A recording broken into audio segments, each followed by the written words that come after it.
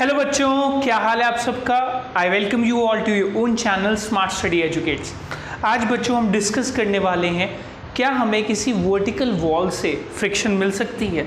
आइए समझते हैं इस कंसेप्ट को। बहुत ही मज़ेदार और प्रैक्टिकल कंसेप्ट है। मान लीजिए यहाँ पे हमारे पास एक वर्टिकल वॉल है। वर्टिकल वॉल का मतलब होता है angle with the horizontal is 90 degrees and this is the wall. यहाँ पे हम एक ऑब्जेक्ट प्लेस करते हैं जिसका मास है स्मॉल m एंड उस ऑब्जेक्ट को हमने इस वॉल के साथ कांटेक्ट में रखा हुआ है लाइक दिस एंड इस ऑब्जेक्ट का मास है स्मॉल m, राइट। अब अगर मैं इस ऑब्जेक्ट को बस ऐसे, मान लीजिए एक ऑब्जेक्ट है, इसको मैं दीवार पे रख के छोड़ देता हूँ तो ऑब्वियसली ये ऑब्जेक्ट नीचे स्लाइड कर जाएगा क्योंकि इसका वेट डाउनवर्ड्स एक्ट कर रहा है which is mg।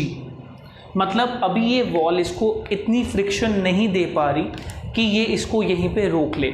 It's like मैंने इस ऑब्जेक्ट को यहाँ रखा एंड ये नीचे स्लाइड कर जाएगा क्योंकि मैंने इसको रख के छोड़ दिया है and it will slide down. तो फ्रिक्शन अभी उतनी नहीं मिल रही। बट एज सून एज मैं इस ऑब्जेक्ट पे एक परपेंडिकुलर फोर्स लगाने लग पड़ूँ like this, if I apply a perpendicular force on this object which is force applied, तो ये ऑब्जेक्ट नीचे नहीं गिरेगा। सी दिस, ये ऑब्जेक्ट था, मैंने इसको यहाँ पे इस वॉल के साथ, इस वाइट बोर्ड के साथ कांटेक्ट में रखा और अपनी फोर्स हटा दी तो ये साथ ही नीचे गिर जाता है। बट अगर मैं इस ऑब्जेक्ट को यहाँ पे एक परपेंडिकुलर फोर्स मतलब जो इस वॉल के 90 डिग्री पे हो, ऐसे लगा के रखूँ तो ये ऑब्जेक्ट नीचे नहीं गिरता। इसका मतलब मेरे फोर्स लगाने से कुछ ना कुछ तो ऐसा हुआ जिसने इस ऑब्जेक्ट को नीचे गिरने से रोक दिया। नाउ ऑब्जेक्ट को नीचे गिरने से रोकने के लिए क्या सिर्फ मेरी ये फोर्स रिस्पॉन्सिबल है? I don't think so. देखिए कैसे मैंने फोर्स लगाई है वॉल के परपेंडिकुलर, मीन्स 90 डिग्रीज के एंगल पे। अगर ऑब्जेक्ट के परपेंडिकुलर है तो वॉल के भी परपेंडिकुलर ही हुई। तो this force is like this, but weight नीचे को लग रहा है।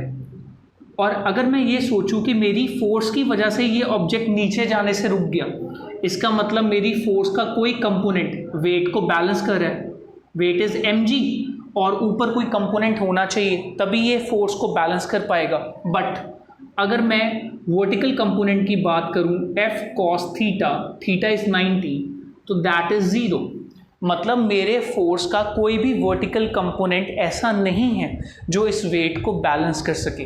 फिर ऐसा क्यों हो रहा है कि मेरे फोर्स लगाने पे ही ये ऑब्जेक्ट नीचे गिरने से रुक गया? जब तक मैंने फोर्स नहीं लगाई थी ये ऑब्जेक्ट नीचे स्लिप कर जाता था। आइए समझते हैं फ्रिक्शन कैसे काम कर रही है यहाँ पे। तो अगर ये ऑब्जेक्ट नीचे नहीं गिरता जब हमने फोर्स अप्लाई की है, दैट मीन्स फ्रिक्शनल फोर्स ऊपर को एक्ट कर रही है।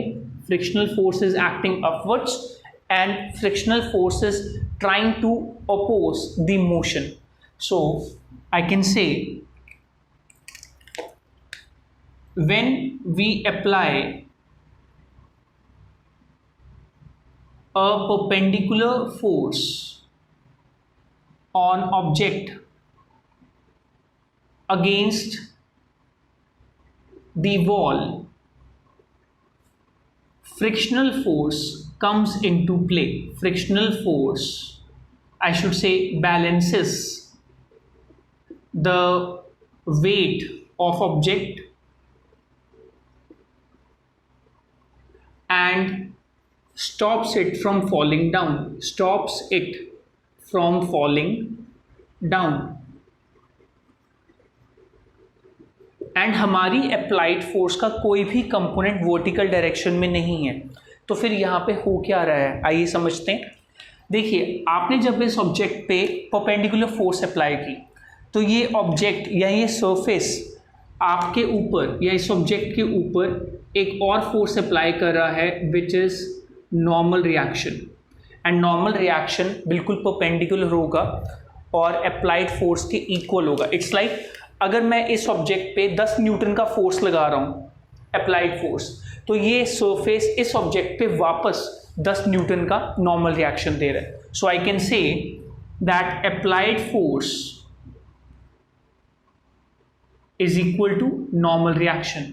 एंड फ्रिक्शनल फोर्स तभी काम में क्यों आई जब अप्लाइड फोर्स एग्जिस्ट कर रही है, क्योंकि फ्रिक्शनल फोर्स नॉर्मल रिएक्शन पे डिपेंड करती है।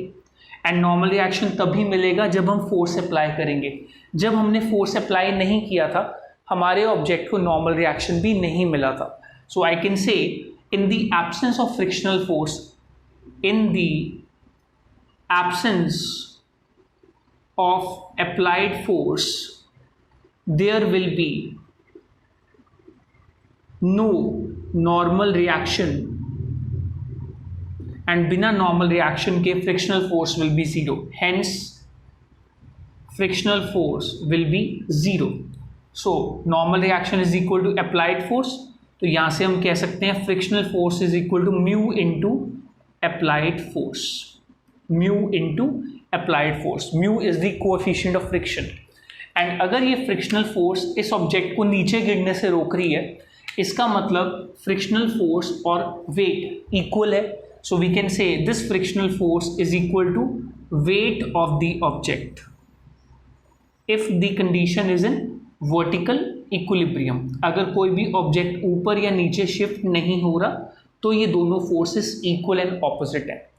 And this concept friction by wall वाला कंसेप्ट कि जब आप अपनी अप्लाइड फोर्स करोगे तभी आपको वॉल से फ्रिक्शन मिलेगी, ये कई प्रैक्टिकल सिनेरियोज में यूज़ होता है। एक बहुत फेमस सिनेरियो है जो आर्मी पर्सनल द्वारा यूज़ किया जाता है। जी हाँ, जब भी आर्मी के सोल्जर्स ने किसी क्लिफ को चढ़ना होता है या किसी बहुत ऊंची वॉल को चढ़ना होता है तो वो क्या करते हैं, दिस इज़ द वॉल, यहाँ पे एक आर्मी पर्सनल है, ठीक है, वो आर्मी पर्सनल एक बहुत लंबी स्टिक का हेल्प लेंगे।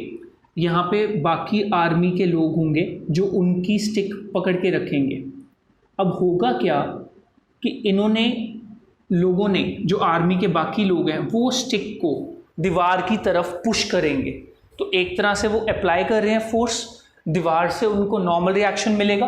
तो यहाँ पे हमारा जो सोल्जर होगा जिसने स्टिक को पकड़ा हुआ है, उस नॉर्मल रिएक्शन के सहारे उसे फ्रिक्शनल फोर्स मिलेगी और फ्रिक्शन की वजह से वो उस दीवार को चढ़ जाएगा।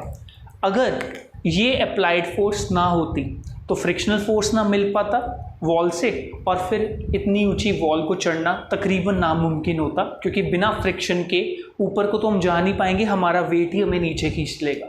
सो this is the practical importance of this concept. I hope आपको ये लेक्चर इन्फॉर्मेटिव लगा होगा।